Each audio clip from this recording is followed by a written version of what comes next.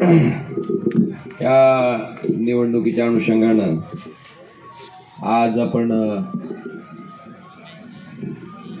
नेमकी आपली भूमिका काय असणं अपेक्षित आहे त्या दृष्टीनं या सभेचं आयोजन केलंय। या सभेला उपस्थित असलेल्या आमच्या भगिनी आणि युवती राष्ट्रवादी काँग्रेस शरद पवार पक्षाच्या प्रदेशाध्यक्षा सन्माननीय सक्षणाताई सलगर, त्याचबरोबर खरं लक्ष्मण दादा तुम्हीच वाचला हो, नाही तर तुमचा सुद्धा जर पक्ष प्रादेशिक असताना राष्ट्रीय नसता तर तुमचा बी हात मिळाला असता हे नाही। असे भारतीय राष्ट्रीय काँग्रेस पक्षाचे लक्ष्मण दादा सरडे साहेब, आमचे शिवसेनेचे शिवाजीराव सरडे, अजून बरेच आहेत, सगळ्याचं नाव घेण्यापेक्षा आदरणीय मनू का व्यास आमचे संजय देसाईला विसरलो खरं, डायरेक्टर आमचे संजयजी देशमुख साहेब। आता मला आपल्याला विचारायचं आहे, लय काय भाषण करायची गरज नाही, सगळ्याची गुण वान आमच्यापेक्षा तुम्हाला चांगली आता माहीत झाली ती। दोन विषय फक्त मला तुमच्या सगळ्याच्या समोर मांडायचे। जी लोक 45 वर्ष मंत्री होते का बाबा, ती तर आहे का लक्षात तुमच्या? म्हणजे आहे का नाही? नाहीतर उद्या एखाद्या वेळेस म्हणतील आम्ही कुठं काहीच नव्हतो ना आम्हाला कसं म्हणायला लागलो। 40-45 वर्ष ज्या लोकांनी या जिल्ह्याचं मंत्री म्हणून नेतृत्व केलं, त्या डॉक्टर पाटलाचे 40 आणि राणा पाटलाला मला वाटतं वर्गात सुद्धा कोणी मॉनिटर केलं नसेल, पण पवार साहेबांनी डायरेक्ट काय केलं,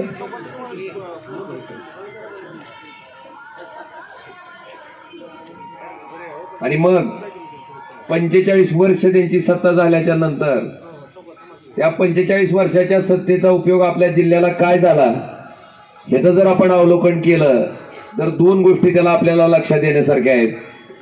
पहिली, 45 वर्षामध्ये मागासलेल्या जिल्ह्याच्या यादीत हाच धाराशिव जिल्हा, ज्या जिल्ह्यामध्ये लातूर तालुका होता, तो धाराशिव जिल्हा दरिद्री जिल्ह्याच्या यादीत, मागासलेल्या जिल्ह्याच्या यादीत कितव्या नंबरला? कितव्या? आणि त्यांना सांगावं जरा लय तिकडून दिगाच ते लय कुठलाही की गरज, कोणतरी एक जण जाता का त्यांच्याकडे? बरं जाऊ दे जाऊ दे। मागासलेल्या जिल्ह्याच्या यादीत धाराशिव 3ऱ्या नंबरला, आणि ज्यांनी मंत्री म्हणून नेतृत्व केलं ते डॉक्टर पाटील 2009 ला फॉर्म भरत असताना इस्टेट स्वतःची जाहीर करावी लागते, आणि जिल्ह्याचं काय झालं? एवढं का ताना बाबा ईडी शिवायची धाड टाकणार आहे का तुमच्यावर? आता बंद स्थान घेतलेलं दिसायला तुम्ही आज, ही पहिली गोष्ट। बरं, दुसरं, 45 वर्ष पवार साहेबांनी त्यांना मंत्री केल्याच्या नंतर त्याच पवार साहेबाला सोडायला 5 मिनिट तर लागले का हो? त्याच पवार साहेबाला सोडलं का? म्हणले आता आपला हाणलेलं 2 नंबरचं गबाळ जर ईडी माग लागलं तर काय टिकत नाही। आणि दुसरं, आता काय पवार साहेबाची सत्ता येत, मग सत्ता यायची असेल, अजून मंत्री व्हायचं असेल तर कुठं जावं लागेल? कमळाबाईकडे। आणि कमळाबाईकडे जाताना त्यांनी कारण काय दिलं? म्हणले आम्हाला काय करायचं आहे? काय? विकास। लय सुंदर नाव आहे बघा, विकास। आता तिथं विकास करायला गेले, मग 5 वर्ष कमळाबाईला काही विकास जमला नाही का? लगेच आता 8-10 दिवसापूर्वी त्यांच्याच मंडळी परत कोणत्या पक्षात? चोरलेली हो, हा, हाणलेली, चोरलेली। चोरलेला आपण सामान असं आयटीत घेऊन फिरता का? आपण लपून ठेवतो। आता भाजप मधून परत राष्ट्रवादीत जात असताना काय सांगितलं त्यांनी? कशाला चाललो म्हणले? आहार विकास। मकरनानसपुरीचा एक सिनेमा आहे बघा, ती म्हणते देवा मला आमदार कर, मी तुला काय घालतो? अगो बया, आमच्या पुढे भाषण करायची काही गरजच नाही म्हणतोय मी। झालं मकरनानसपुरे आमदार होत आहे, हा, आमदार झाले आता देव वाट बघत बसलेला असते, आता कवा येते टोपी सोन्याची, कोणत्या सोनाराकडून येते? ही एवढं हुशार असतंय, त्यानं गावातलं एक सोन्या नावाचं पोरग हुडकीत आहे आणि त्याला टोपी घालतंय आणि त्याची काढून पुन्हा मला वाटतंय मकरंद अनासपुरेची सोन्याची टोपी आणि डॉक्टर पाटील घराण्याचा विकास ह्याच्यात काही सुद्धा फरक पटलं का? आता बघा, पवार साहेबाला झटक्यात सोडून तिकडे गेली. मला वाटतंय त्यांच्यापेक्षा आम्ही बरे की उद्धव ठाकरेंनी आम्हाला 5 वर्ष आमदार आणि 5 वर्ष खासदार केलं, तरी संकटाच्या संघर्षाच्या काळात आमची सत्ता जात असताना, आमच्या पक्षाचं नाव जात असताना, आमच्या पक्षाचं चिन्ह जात असताना आम्ही त्या पक्षाशी गद्दारी न करता त्या 50 खोकेवर लाथ मारून आम्ही इमानदारीनं उद्धवजी ठाकरे साहेबाबरोबर त्या ठिकाणी प्रामाणिक राहिलो. मला वाटतंय त्यांच्यापेक्षा आम्ही बरं आहे का कसं? ही पहिला मुद्दा. दुसरा, ती म्हणते आता भारतीय जनता पार्टी कमळाबाई घराणेशाहीवर लय बोलती का नाही? बोलती का नाही रे? आता मला सांगा, 2019ला जर माझ्या आईची चुकून राणा पाटील निवडून आला असतं तर उस्मान कळमला कोण लढवली असती रे? मी म्हणणार नाही, कोण लढवली असती? ताईला कुठं ठेवतो पुन्हा? दोघात भांडणं लागली असती, पण कोणी ना कोणीतरी एकानं लढवली असती. ओमराजे खासदार झाला बाबांनो, ओमराजे खासदार झाला. खालची विधानसभा कोण लढलं? कोण लढलं? मला वाटतंय घराणेशाहीचं नुसतं भाषण द्यायचं नसतंय, कृतीतनं दाखवायचं असतंय. मला वाटतंय हा महत्वाचा फरक आहे त्यांच्यामध्ये आणि आमच्यामध्ये. आता भाजपमध्ये आहेत तरी विकास करायचा आपल्या घरा इतकं कुणालाच माहित नाही. म्हणजे तू राष्ट्रवादीत का होईना पण जा, पण लढीव कोण? नेमकी ह्या 2 पद्धतीची उदाहरणं तुम्हाला पुष्कळ आहेत की कुणाची निवड करावी म्हणून. आता तिसरा विषय मला सांगायचा आहे. आपल्याला 2.5 वर्ष सत्ताधारी पक्षातला खासदार म्हणून काम करायची संधी मिळाली. 2.5 वर्षातलं 1.5 वर्ष कोरोनामध्ये गेलं का नाही बाबांनो? 1 वर्ष मला काम करायची संधी मिळाली. 1 वर्षात मला विचारते तुम्ही काय केलं? कोण 45 वर्षे हावडलेली माणसं विचारू द्या, काय म्हणणं नाही. बरं झालं विचारणं बी गरजेचं आहे. त्यांना एकच फरक सांगायचा आहे. डॉक्टर पद्मसिंह पाटलाच्या 1983च्या मंत्रिपदाच्या काळात ह्या जिल्ह्याला एक मेडिकल कॉलेज मंजूर झालं होतं. कुठं झालं कॉलेज? ती मुंबई नेरूळ. मतदान टाकणार कोण? आणि कॉलेज कुणासाठी? दवाखाना कुणासाठी? आता मुंबईच्या लोकांना सोय नाही का इथल्या लोकांना सोय नाही दवाखान्याची? मग कुठं करायला पाहिजे होतं दवाखाना? मग कुठे गेला? नाही तिथं आदिवासी भाग आहे मुंबईचा सगळा. आपल्याला काय कुठं बी आहे, आपण लातूरला जाऊ, सोलापूरला जाऊ, कुठं बी जाऊ, आपण मतदान टाकायला हवं की पुन्हा? मुंबईच्या लोकांना गरज होती.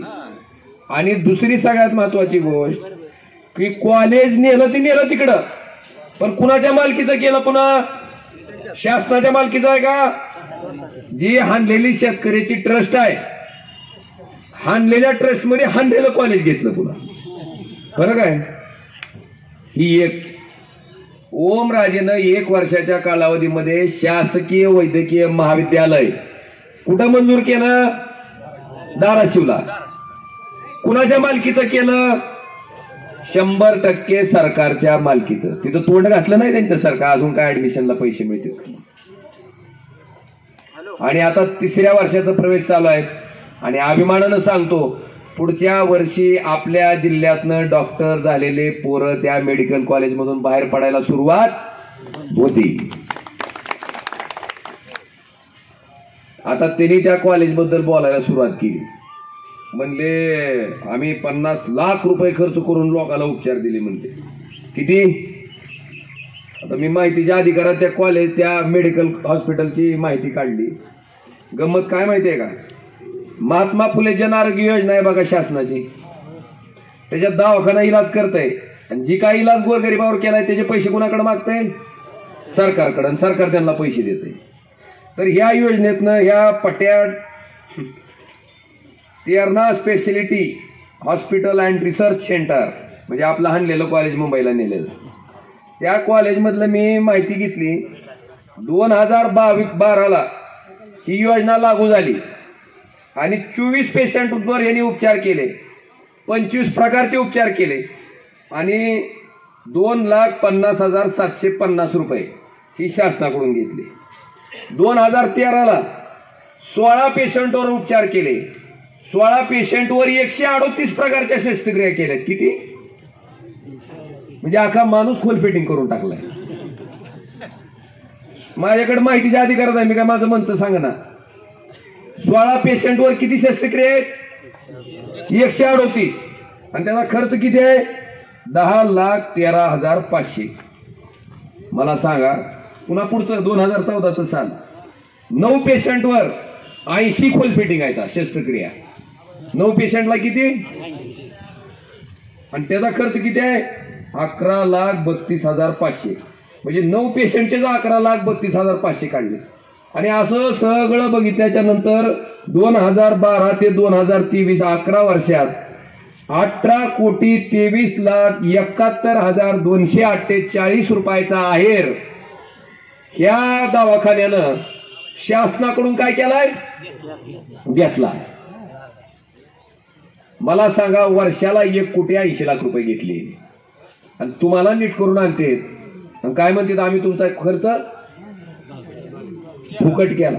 नुसता फुकट नाही, आता 9 पेशंटवर जर 80 वेळेस शस्त्रक्रिया होत असत्याल आणि 16 पेशंटवर जर 138 वेळेस शस्त्रक्रिया होत असत्याल तर ती माणूस खोल फिटिंग केलेला एकदा समोर आणणं गरजेचं आहे की नेमकं काय काय ह्याचं बदललंय. तुम्ही खरंच काय बदललंय? कारण नुसतं पैसे शासनाकडून हाणायसाठीही दाखवलंय. हा त्याच्या पाठीमागचा मूळ प्रश्न आहे. माझं त्यांना आव्हान आहे की राणा पाटलानं ह्या सभेत यावं. नुसतं गोड हाणायचं नाही, वरून आबाळातलं दाखवायचं मला इथं की नेमकं 9 माणसावर 80 शस्त्रक्रिया काय केल्यात आणि 16 माणसावर 138 शस्त्रक्रिया काय केल्यात. आणि ही 18,23,00,000 रुपये शासनाकडून कुठल्या नियमात तुम्ही घेतले? जर ही घेतले असतील तर थोबाड वर करून सांगू नका की आम्ही तुमचा उपचार फुकट केला म्हणून. किती लाबाड बोलावं, काय लाबाड बोलावं. मला वाटतं त्याला काहीतरी सीमा असते. मला वाटतं आजपासून ही भाषण बंद होईल बहुतेक. आम्ही 50 लाख रुपयाचा उपचार केला, 50 लाख रुपयाचा उपचार केला. आता हळदी कुंकूचं बोललं जाते. अरे स्वतःच्या सख्या चुलत भावाच्या वहिनीचं कुंकू पुसणाऱ्या अवलादी तुम्ही हळदी कुंकांचं सांगता का? बरे मी चाड म्हणाव, तुम्हाला राजकारणापुढं स्वतःचा सख्या चुलत भाऊ दिसत नाही आणि तुम्ही आम्हाला हळदी कुंकाचं सांगता का? आधी लाज वाटली पाहिजे आपण काय केलंय आणि काय बोलतोय. मला वाटतं ह्या प्रश्नाचं उत्तर सुद्धा मला त्यांना मागायचा अधिकार आहे. त्यांनी पहिल्यांदा ह्याचं उत्तर द्यावं की त्यावेळेस तुम्हाला ओमराजे, त्यावेळेस तुम्हाला जयराजे, त्यावेळेस तिची लहान मुलगी पवनराजेची दिसली नाही का नालायक कृत्य करताना? त्यावेळेस कुठं गेलं होतं? ह्या गोष्टीचं उत्तर त्या पाटील घराण्यानं कृपा करून द्यावं ही सुद्धा मी आजच्या सभेतनं त्यांच्याकडे मागणी करतो. तिसरा विषय, आज मला विचारलं जातंय काय केलं काय केलं काय केलं. आता मी संपर्कात आहे तीच मान्य करायला की होय हो, नाहीतर खासदार तुम्हाला कवा खासदार नुसतं गावात दिवसतोरच दम आहे. आता आलाव का? झाली का सही आमची? होतंय का नाही? ओमराजेच्या बाबतीत आहे का हो? मला वाटतं पळसरला 10-12 चक्रा झाल्या असतील माझ्या. झाल्या का नाही मामा? निवडून आलेला खासदार पहिल्यांदाच बघितला असेल पळसरनं सुद्धा निवडून आल्याच्या नंतर ह्या 5 वर्षात. आता ह्यांना दुखणं काय मामा? म्हणले तुम्ही घरकुलाचा हप्ता द्यायचा काय तुमचं काम आहे का काढू? म्हणलं मत घेताना त्याचं लागतंय का नाही? होय, तेव्हा मत घेताना त्याचं पाय पुढं पुढं मत घेता, आम्हाला टाक आम्हाला टाक आम्हाला टाक. मग त्याची अडचण पडल्यावर आपण करायचं नाही का काम? आता माझ्या संपर्कावर बी दुःख नाही. आता मला तुमच्या माध्यमातून त्यांना सांगायचंय की माझ्या आयुष्यातला 24 तासातला 24 तास वेळ जर मी सामान्य माणसासाठी देत असेल का देऊ शकतो? का तर माझे 5-6 कारखाने नाहीत, तसली मोठी ट्रस्ट नाही, अगर 10-15 शैक्षणिक संस्था नाही. माझा पूर्ण वेळ कुणासाठी आहे? मग तुमच्यासाठी 24 तास वेळ देत असेल तर पुढच्या माणसानं 48 तास द्यावे. कुणी अडवलंय का? पण ही तुमचा फोनच का उचलता, फोनवरच का बोलता? तुला फोन उचलल्यावर काय होतंय का नाही? फक्त उगाच 7 तारखेचं मतदान आणि 4 तारखेची मतमोजणी बघ म्हणा, तुला दाखवतील लोक काय होतंय फोनवरती. तू काळजी करू नको म्हणा त्या फोनची. मला त्यांनी म्हणले तुमचे प्रमुख ठळक कामं सांगा. ठळक, आता ह्यांनी लई दिवस लावलाय जिल्ह्यात, की त्यांना आता ठळक कामं सांगणं गरजेचं आहे. पण बरं झालं विचारलं. ती पहिलं काम तर सांगितलं, शासकीय वैद्यकीय महाविद्यालय मुख्यमंत्री उद्धव ठाकरे साहेब आणि महाविकास आघाडीचं सरकार, अमित भैया देशमुख साहेब वैद्यकीय शिक्षण मंत्री आणि राजेश टोपे साहेब आरोग्य मंत्री, ह्या 3 माणसाच्या सहीनं GR हा जो निघालाय मंजुरीचा तो त्याच कॅबिनेटमध्ये निघालाय. आणि जर अजून खात्री करून घ्यायची असेल तर त्याच्यावर बी चर्चा करायची माझी तयारी आहे. ही पहिलं काम माझं. ठळक कसं पाहिजे त्यांना? ठळक हे म्हणा ठळक.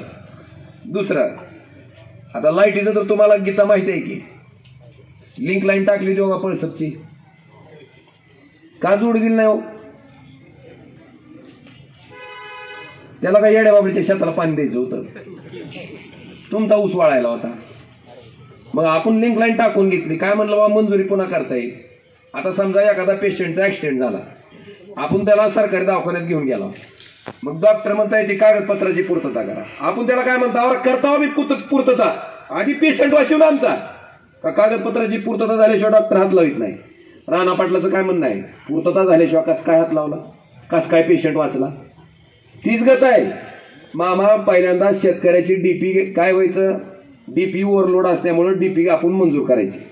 मंजूर व्हायच्या आधी आम्ही काय म्हणायचं कॉन्ट्रॅक्टरला सांगून, टाकशी आता डीपी कर चालू. त्याचं रोज डीपी जळायला, रोज डीपी बदलू परेशान आहे. डीपी बसवला चालू झाला तर कुणाचं जळायचं वाचणार आहे? राणा पाटील म्हणतोय मंजुरी आहे का तिची? ही पट्या विधानसभेत बोललाय. आता ह्याला एकदा ऊस लावून जरा रानात राहून ऊसाचं बेनं वाळायल्यावर कशी आग पडते, जरा दाव हो म्हणावं. तुला येड्या बाबडीला पाणी देऊन तुला ध्यानातच येणं म्हणावं कसं असतंय ती. सगळं नियमानच बोलतं. इथली लिंक लाईन टाकली, फक्त पोटाचा हक्क आहे ह्यांच्या हातातून व्हायले. तुम्हाला सांगतो, अशा क्रूर प्रवृत्तीनं स्वतःच्या राजकीय स्वार्थासाठी जर शेतकऱ्याच्या अन्नात माती कालवली तर त्याची फेड सुद्धा संत गोरोबा काकाचं थापटणं टाळक्यात पडून बसल्याशिवाय होत नाही. पण अक्कल काही नाही. सारखं डिवचित बसायचं, सारखं नाद डिवचित बसायचं. काय बी चांगलं झालं की फक्त आपल्याच हातातून व्हायला पाहिजे. आणि मला तर तुमची कमाल वाटते, 40 वर्षी एकच स्वप्न दाखवत होती ना आपण, त्या स्वप्नाच्या मागावून होय. एक पिक्चर 40 वर्ष चाललाय तरी तुमच्या ध्यानात दिला गेला, ही पिक्चर डबल व्हायलाय गाड्या, रोल डबल व्हायलाय. पण काय होईना, काय गेलंय प्रत्यक्षात. त्यांनी आपल्याला म्हणते, मला सांगा विकासाच्या गप्पा. आता मोठं लट येईल जाहीरनामा, कौडगावची MIDC येईल, ती मोगली एरंड येईल, जटरोपा येईल, मोपेडचा कारखाना येईल होय. किती चालू आहे तर. तुळजाईची ती चिमणी दिसल तुम्हाला, कुठली शिंगोलीची, ते अमोल बाहेर लागले परेशान होऊन त्याची जमीन घेऊन टाकली. विकायला दादा त्यांच्या सोबत होतं. कायला दादांनी मला किस्सा सांगितला. म्हणले ते तुळजाईचे शेअर्स राणा पाटलानं गोळा केले आणि मला विचारते, म्हणले काय केलं म्हणजे लोकांना वाटेल की आपण चालू करायला. कैलास पाटील बी हुशार माणूस म्हणला, दादा चिमणी उभा करा म्हणला, लांबून दिसती म्हणला, लोकांना उभा करायला वाटेल म्हणला. चिमणीच उभा आहे. चिमणी बघता कोण शिंगोलीला जाताना चिमणी, तुम्ही सुद्धा म्हणत असले बसले बिगर दुराची चिमणी आहे गाड्या कवा धरूनच्या कवा धरून, ही गत त्यांची. आणि म्हणून मला मात्र सांगायचे की मी काय काय कामं केली. बांधवांनो, मी लिंक लाईनचं काम असू द्या, आपल्या जिल्ह्यातले वैयक्तिक ट्रान्सफॉर्मर आपण जवळपास पहिल्यांदा ट्रान्सफॉर्मर करायला जिल्हा नियोजन समितीमध्ये तरतूद होती फक्त 1.5 कोटी रुपयाची. ती तरतूद आपण 18 कोटी रुपयाला नेली. आणि म्हणून शेतकऱ्याची जिल्हा नियोजन समितीमधून जवळपास साधारणतः 1000 ट्रान्सफॉर्मर शेतकऱ्याच्या शेतात मागच्या 5 वर्षामध्ये आपल्याला बसवायला यश आलं. त्याचाच भाग म्हणून आता लाईटीची परिस्थिती आपल्या सगळ्याला माहिती आहे. पळसबीत तर जास्त कुणाला माहित नाही. तुमच्या माहितीसाठी RDSS नावाची योजना आहे. ही योजना केंद्र सरकारची आहे. त्याचा अध्यक्ष खासदार आहे. आणि तुमचा खासदार म्हणून जवळपास धाराशिव जिल्ह्यामध्ये 40 नवीन 33 kVचे सबस्टेशन आपण मंजूर करून घेतले. किती? 40. 38 जी जुने सबस्टेशन आहेत त्याला ॲडिशनल पॉवर ट्रान्सफॉर्मर आपण करून घेतलेत आणि आपल्या तालुक्यातले धाराशिव तालुक्यातले नवीन 33 केवीचे सबस्टेशन जी जिल्ह्यात 40 मंजूर झालेत त्याच्यापैकी धाराशिव तालुक्यातले ताकविकी, बाणसगाव, सांजा, करजखेडा, खानापूर, पळसप, चिखली, दारफळ, बनाचीवाडी आणि किनी ही सबस्टेशन 33 केवीचे आपल्या जिल्ह्यात त्या ठिकाणी नवीन मंजूर झाले. क्षमता वाढ म्हणजे जुने सबस्टेशन आहेत पण ॲडिशनल पॉवर ट्रान्सफॉर्मर त्या सबस्टेशनला टाकायचा आहे. तर टाकळी डोकी, उपळा, डोकी, रुईबर, टाकळी बेंबळी, देवळाली आणि केशेगाव या 7 ठिकाणी ॲडिशनल पॉवर ट्रान्सफॉर्मर आपण RDSSच्या माध्यमातून बसवणार आहेत. आणि आमराई, धाराशिव आणि तेर ह्या सबस्टेशनमध्ये क्षमता वाढ म्हणजे पॉवर ट्रान्सफॉर्मर तिथं वाढीव क्षमतेचा बसवण्यात येणार आहे. आणि या कामासाठी जवळपास 1303 कोटी 70 लाख रुपयाचा खर्च या योजनेच्या माध्यमातून या जिल्ह्यासाठी होणार आहे. याचा अध्यक्ष खासदार आहे आणि तुमचा खासदार म्हणून हे सगळं मंजूर करून ओमराजेनं घेतलेलं आहे. आणि पुढच्या 2 वर्षात तुम्हाला लाईटीची कसलीही अडचण आपल्या जिल्ह्यात येणार नाही.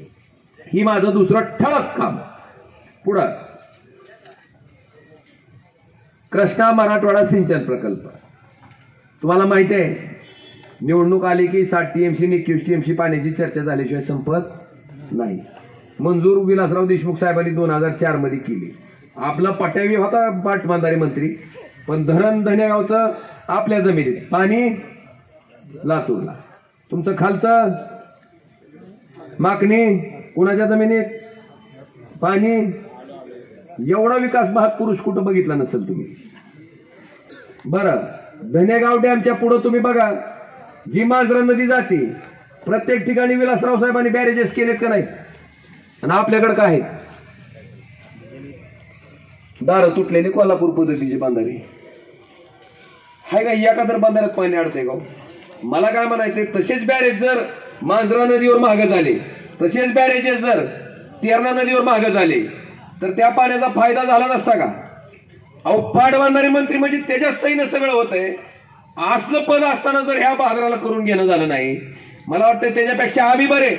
कैलास पाटलांनी त्याच पद्धतीनं मांजरा आणि तेरणा धरणावरचे सगळे बॅरेज फक्त त्या 1 वर्षाच्या सत्ताच्या काळात मंजूर करून घेतलेत. त्याचा सुद्धा पूर्ण DPR तयार आहे. मला आपल्या सगळ्याला विचारायचंय की ही माणसं अशी का वागत होती. त्याचं एक कारण आहे. म्हणले आपण जर बॅरेज केलं त्याचं पाणी साठलं यांनी जर उसं लावले लय मोठा भाव मिळाला आणि पैसे जर मिळाले तर आपल्या 500च्या मागं कोण येणार आहे. पुन्हा कोण येईल का. बाबांनो जाणीवपूर्वक माणसं अशी खितपत ठेवायचं राजकारण आपल्या जिल्ह्यामध्ये झालंय. मला वाटतं ह्याचा जाब सुद्धा तुम्ही विचारणं गरजेचं आहे. मी तिसरं काम कृष्णा मराठवाडा सिंचन प्रकल्पाचं सांगितलं. तुळजापूरचा रामदारा तलाव आणि दुधाळवाडीच्या साठवण तलावापर्यंत आपण प्राधान्यक्रमात काम घेऊन त्याच्यासाठी आवश्यक असणारी 2200 कोटीची तरतूद आम्ही सत्ताधारी पक्षातले आमदार खासदार असताना त्या ठिकाणी करू शकलो. हे सुद्धा मला आवर्जून या सभेच्या माध्यमातून आपल्याला सांगायचंय. प्रधानमंत्री ग्राम सडक योजनेच्या माध्यमातून 133 किलोमीटर लांबीच्या 89 कोटी रुपयाची रस्ते तुमचा खासदार म्हणून ओमराजेनं मागच्या 5 वर्षाच्या कालखंडामध्ये त्या ठिकाणी केलंय. खासदार निधी साधारणतः 3 कोटी 8 लक्ष रुपये इतका खासदार निधी आपण ह्या धाराशिव तालुक्यासाठी त्या ठिकाणी खर्च केलेला आहे. त्याचबरोबर 30-54-50-54 मधनं 4 कोटी 25 लाख, जनसुविधेमधनं 1 कोटी 25 लाख, 25-15 ज्यावेळेस सरकार होतं त्यावेळेस 40 लाख आणि सगळ्यात महत्वाचं आपल्या अपंग बांधवाला योजना 1976 पासून वाटप करते. अपंग लोकांना जी साहित्य असते का नाही त्यांचा कृत्रिम हात असेल, कृत्रिम पाय असेल, 3 चाकी सायकल असेल, इलेक्ट्रिक सायकल असेल, कानानं ऐकायची मशीन असेल, स्मार्टफोन असेल 76 पासून वाटप होत आहे. पण 76 पासून 19 पर्यंत एकाही खासदारानं वाटप केलं नाही. ओमराजे पहिला खासदार आहे ज्यानं 4 कोटी 61 लाख रुपयाचं साहित्य माझ्या अपंग बांधवाचं दिव्यांग बांधवाचं त्याच्या खिशातला 1 पैसाही खर्च न होता 100% ते साहित्य वाटप करायचं काम मी माझ्या कार्यकाळामध्ये त्या ठिकाणी केलेलं आहे. आणि अजून ठळक कामं सांगायची का दमलं पळसपचं सांगायचं का गावांतर्गत रस्ते करण्यासाठी आपण 10 लक्ष रुपये दिले. 25-15 मधनं मारुती मंदिर आणि महादेव मंदिराच्या घोगरेवाडीच्या सभामंडपासाठी 3 लाख रुपये दिलेत. पारधी वस्ती मधला नवीन डीपी 6 लक्ष रुपये. सरडी डीपी 2,25,00,000 रुपये. पाळण मातोश्री पाळण मधून 2 किलोमीटरच्या रस्त्याला त्या ठिकाणी फुलचंद लाकाळ ते चंदर लाकाळ गावांतर्गत रस्ते आणि नाली 5 लक्ष रुपये. आता फक्त चुकलं काय, येऊन नारळ फोड्या कार्यक्रम आमचा राहिला. नारळ फोड्या कार्यक्रम राहिला. पण बाबांनो, ती राहिल्यामुळं जर ही माझ्यावर आरोप करत असतील की तुम्ही 5 वर्षामध्ये माझं झाल्यावर पुन्हा माझं नका हांदू ब्रेक, आता माझं झाल्यावर ऐकी तुम्ही, तुमचं ऐकल्याशिवाय जात. हा, 5 वर्षामध्ये तुमचा खासदार म्हणून हितही काम केलंय, सभागृहात केलंय का नाही मी? मला तुम्हाला विचारायचंय, बाह्यावर बहिणो, दुप्पट उत्पन्न झालं का नाही तुमचं शेतकऱ्याचं? इकडं बघा हो, माझ्याकडे जाहिरात बघू नका. दुप्पट झालं का उत्पन्न? उत्पन्न माझं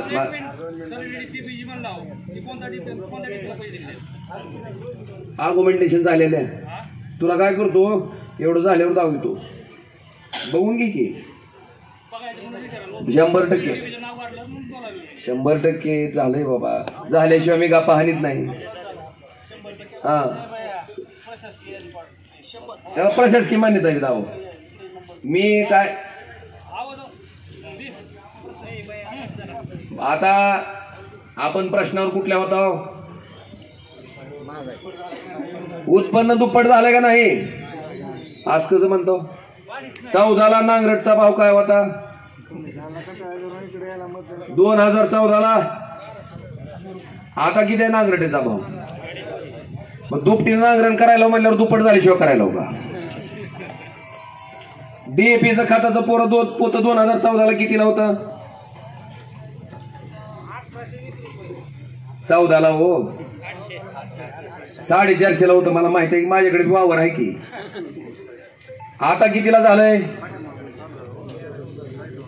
आज 1400च्या खाली कुठंच भेटत नाही डीएपीचं पोत. 400ला भेटलं तर द्या आणून मला 100 बॅगा. कितपट झालंय? तिप्पट झालंय का नाही? मग मला तुम्हाला विचारायचंय की सोयाबीनचा भाव 2014ला किती होता? 4,000 रुपये, 4-4.5. आज किती आहे?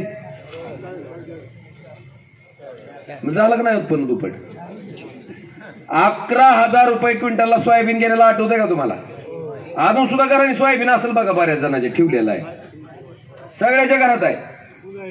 11,000 रुपयाचं सोयाबीन का पडलं हो भाव? केंद्र सरकारनं पहिलं 72 काम केलं. पाम तेलावरचं आयात शुल्क काय केलं? कपात केली. सोयाबीन आयात केली आणि 11,000 रुपये क्विंटलचं सोयाबीन कितीला आलंय? 4-4.5ला.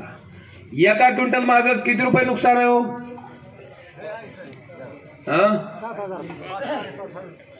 11,000 4,000ला आलं तर 7,000 रुपये. तरी वरचं 500 सोडून देऊ मोदीच्या आणि शहाच्या नावानं. 7,000 रुपये धरू. एका क्विंटलला 6,000 रुपयाचं नुकसान. एका एकरात किती निघते सोयाबीन? 7 quintal 5 quintal. 5च धरू, 7 धरायचं नाही. मग 5 क्विंटलचं 6,000नं किती रुपये नुकसान झाले एकरातलं? 30,000. 6,000 मामा हिशेब नीट करा. 6-5 नाहीतर पुन्हा डॉक्टर पाटला सारखं 40 वर्ष कोणतर बसायचं. 30,000 रुपये एकरला. 5 एकर मध्ये किती गेलं? 1.5 लाख. 1,50,000चा निब्बर हाबाडा शेतकऱ्यानं खाल्लाय आणि 4 महिन्याचं 2,000 आलं का नाही म्हणून चर्चा करते पारावर बसून. आता मला सांगा, 4 महिन्याला 2,000 जास्त आहेत का 4 महिन्यातले सोयाबीन पिकातले बुडालेले 1.5 लाख जास्त आहेत? काय जास्त आहे? आता 4 महिन्याला 2,000 म्हणल्यावर महिन्याला किती आलं? महिन्याला 500. महिन्याला 500 तर दिवसाला किती आलं? 17 रुपये धरा, खुला हिशेब धरून. आता मी शेतकऱ्याला विचारलं, म्हणलं बाबा 17 रुपये काय येतंय दिवसाला? ती म्हणला त्याच्यात जर अजून 3 टाकलं तर 3 इमल येतात. म्हणजे हर शेतकरी सन्मान. ही शेतकऱ्याची परिस्थिती. कांद्याचा भाव 60ला गेला की कांद्यावर निर्यात बंदी, पुन्हा कांदा आपण उकोंड्यावर फेकून द्यायचा. मला तुमच्या सगळ्याला विचार, शेतकरी किती आहे तिथले? मग अजून वाट बघायची का 2000 रुपये भाव येतो? काय इच्छा काय नेमकी? मला वाटतं ह्याचा विचार आता शेतकऱ्यांना करणं गरजेचं. आणि तुमचा एकमेव खासदार आहे ज्यानं त्यांच्या तोंडावर सांगितलं की तुम्ही शेतकऱ्याला मारणारी धोरणं त्या ठिकाणी आणता, शेतकऱ्याला तुम्ही जगू देत नाही. तुमचा एकमेव खासदार ओमराजे त्या ठिकाणी सभागृहात बोललाय. बाकीचे काय भाषण करतात माहिती आहे का? हमारे देश के यशस्वी प्रधानमंत्री नरेंद्र मोदी जी के नेतृत्व में देश जो तरक्की कर रहा है. कोणतं भाषण पाहिजे तुम्हाला? ही भाषण पाहिजे का तुमचं जळतंय त्याच्यावर बोलणारं भाषण पाहिजे? बांधवानो, लिंगायत समाजाला अल्पसंख्याक समाजाचा दर्जा असेल. मी मराठा समाजाच्या आरक्षणाचा विषय जरांगे पाटलाचं आंदोलन झाल्यावर नाही मांडला. ज्यावेळेस पहिलं आरक्षण दिलेल्याच्या विरोधात याचिका दाखल झाली त्यावेळेस मी विषय मांडलाय की तामिळनाडू सरकारला सुद्धा 50च्या पुढे आरक्षण दिल्याच्या नंतर ते आरक्षण केंद्र सरकारनं ॲफिडेव्हिट दिल्यामुळे टिकलं होतं.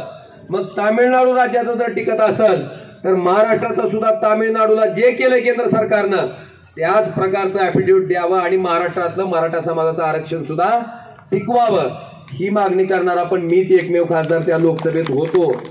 तेही कधी? ज्यावेळेस जरांगे पाटलाचं आंदोलन झालं नव्हतं. का मांडलं मी? कारण एक मराठा समाजाच्या शेतकऱ्यानं आदल्या दिवशी त्याच्या लेकीला घेऊन धाराशिवला गेलं ती शेतकरी. दिवसभर डी फार्मसीच्या कॉलेजमध्ये ऍडमिशन करण्यासाठी किती रुपये फीस आहे बघितली. 4-5 कॉलेज पालते घातले आणि संध्याकाळी येऊन त्या मुलीच्या बापानं स्वतः गळफास घेऊन आत्महत्या केली. का केली?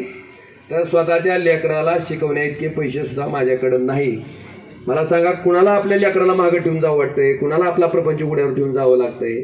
ही घटना मला वेदना देणारी होती आणि ह्याच घटनेचा परिपाक म्हणून ते आरक्षण टिकावं ह्या भावनेतनं ओमराजेनं जरांगे पाटलाचं आंदोलन होण्याच्या आधी लोकसभेत मराठा आरक्षणाचा विषय मांडलाय.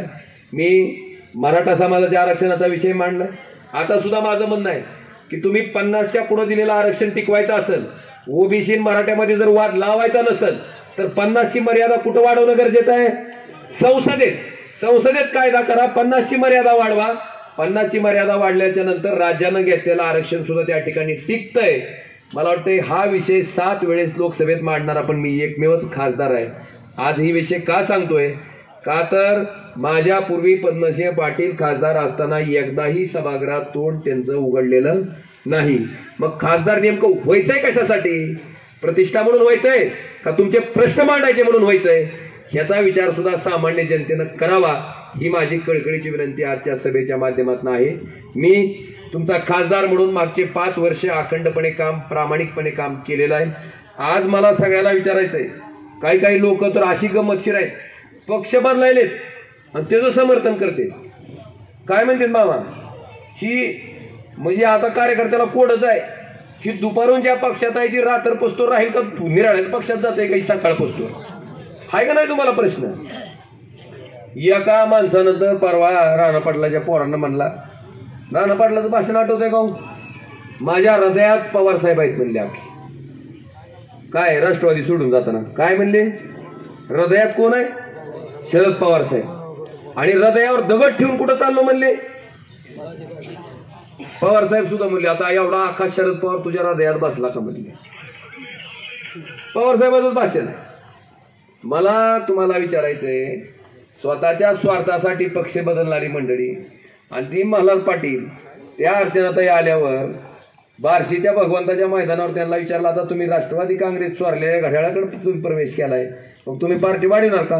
ते म्हणले, मी कशाला माय वाढू, माझा नवरा म्हणले भाजपमध्ये, कशाला पिढा म्हणले, उगा आपलं खासदार व्हायचे म्हणून आली म्हणली, कशाला मला उगत दुसरं नाही म्हणले आपलं काय.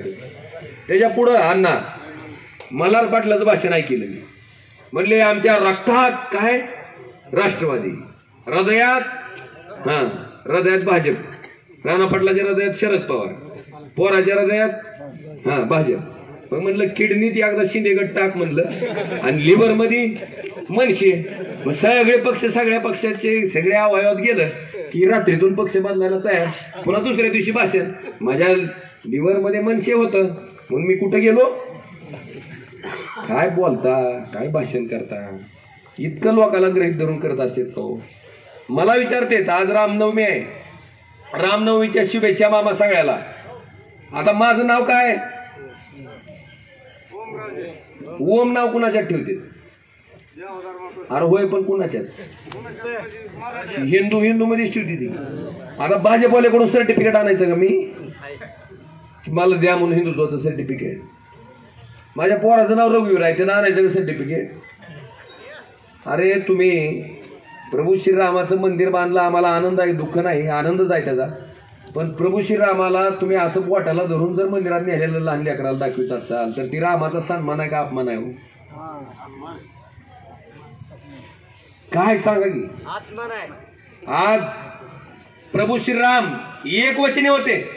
रामाने वचन दिलं 14 वर्ष वनवास भोगला का वचन तुटलं. तुम्ही वचन दिलं शेतकऱ्याचं उत्पन्न दुप्पट करतो केलं गाव. तुम्ही वचन दिलं महागाई कमी करतो झाली गाव. झाली की 60 रुपयाचं डिझेल तुमचं 98 ला गेलं, 70चं पेट्रोल 108 ला गेलं आणि 400चं सिलेंडर झाली की महागाई कमी. या गोष्टीला हा डुंगा डुंगा.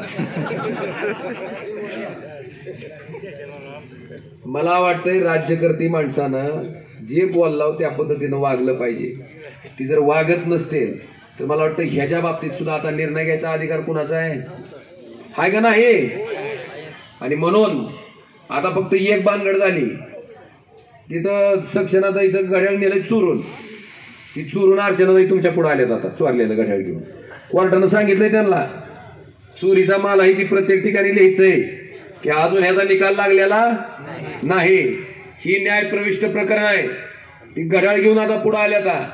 आता मला तुम्हाला प्रश्न विचारायचा आहे की आपलं सुद्धा बाण होतं. बाण काय झालंय आपल्याला काय दिले काय दिलंय ही मशाल पोचवा नाहीतर लोक म्हणजे ओमराजाला मतदान करायचे हो मध्ये जाऊन बाण हुडकीत बसतील. चिन्ह का आहे त्याच्यामुळं ही चिन्ह फक्त 2च काम करा तुम्ही. कुठलं प्रत्येक ग्रामीण भागात राहणाऱ्या मी म्हणलं जरा आपली जी वयस्कर माणसं आहेत त्यांना सांगा म्हणले. त्यांना सांगायची गरज नाही म्हणले ती इळभर मोबाईलवर आहेत म्हणले. तीच आपल्याला सांगते ती म्हणले ही चिन्ह माशाला आहे म्हणून. फक्त जी मोबाईल वापरत नाही जी सुशिक्षित नाही ज्याला चिन्ह बदललेलं माहित नाही अशा प्रत्येक घरापर्यंत चिन्ह पोहोचवायचं काम तुमच्या सगळ्याचं आहे. तुम्ही सगळ्यांनी करावं ही मी कळकळीची विनंती करतो. आणि येणाऱ्या 8 तारखेला जे आपल्याला मतदान करायचंय मला माहिती आहे 7 आहे हाट म्हणून मी म्हणलं ही खरंच मन की बात ऐकायला का मनात ती दिल की बात ऐकायला.